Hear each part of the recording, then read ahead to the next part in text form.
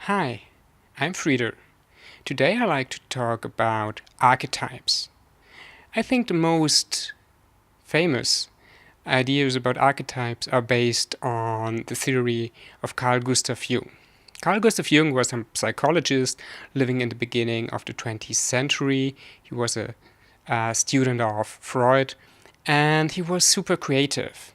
And he developed the idea that in different cultures, different times, something stays the same. We have some kind of basic role models or some basic characteristics how people behave concerning to certain roles. He called that archetypes, and he thought over decades, over centuries, they are somehow similar. One famous example of how to deal with archetypes is the MBTI, the Myers-Briggs Type Indicator Test, which is helping to classify or to talk about characteristics of people. Talking about the hero's journey, I would like to use two major systems of archetypes.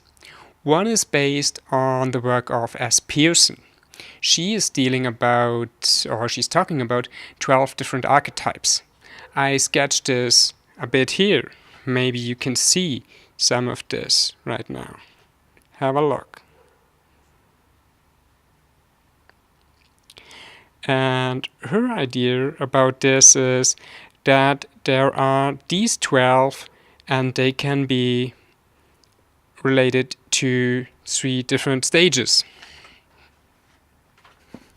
And firstly, I would like to name the stage 1 input, which is about preparing for the journey.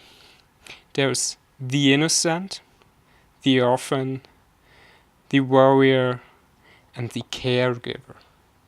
So these are pretty much things which are dealing about the ego, who you are, and to grow to a certain level. While really entering your journey, you could be more related to the seeker, the destroyer, the lover, or the creator. That doesn't mean these archetypes are better or more powerful. They are just on a different development level. They're in a different stage and they have different characteristics and strengths. But mostly or very often they are developed in a certain row in terms of the time.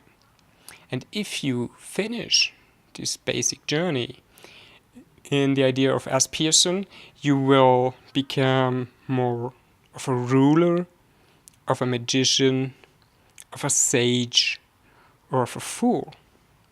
So, in a nutshell, the hero's journey can be divided into 12 archetypes of a hero based on the idea of S. Pearson. And these archetypes can be related to certain stages. But not all of the journey is just about the hero. There are some companions, there are some helpers or something like that. People you may know, people that guide you on your way. We talked about mentors, which are not just wise old guys or wise old women. They can have a different characteristic too.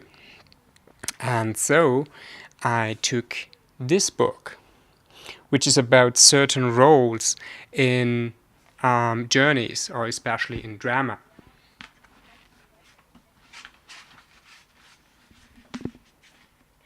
And concerning to this book, there is not just a hero, there's also the guy who's protecting the threshold.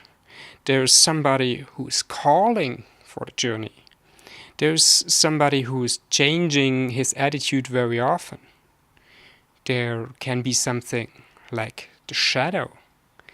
There can be somebody who can be a friend or an enemy, so somebody you don't really know.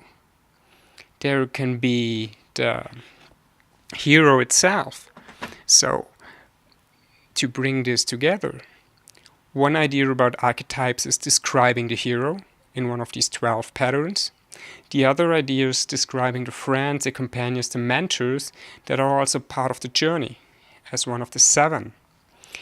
What I like to bring in as the connecting link of this is all of this is just very good, but just a try to reduce complexity. Because based on these archetypes, you have an easier chance to relate to people, to know how to characterize them, to know what they can help you with. Because the magician is a very different type of hero who needs different circumstances, different surroundings, and different mentors than, for example, the innocent, who basically needs protection. I hope this idea of archetypes is resonating with you, and based on that, I like to invite you for the next task.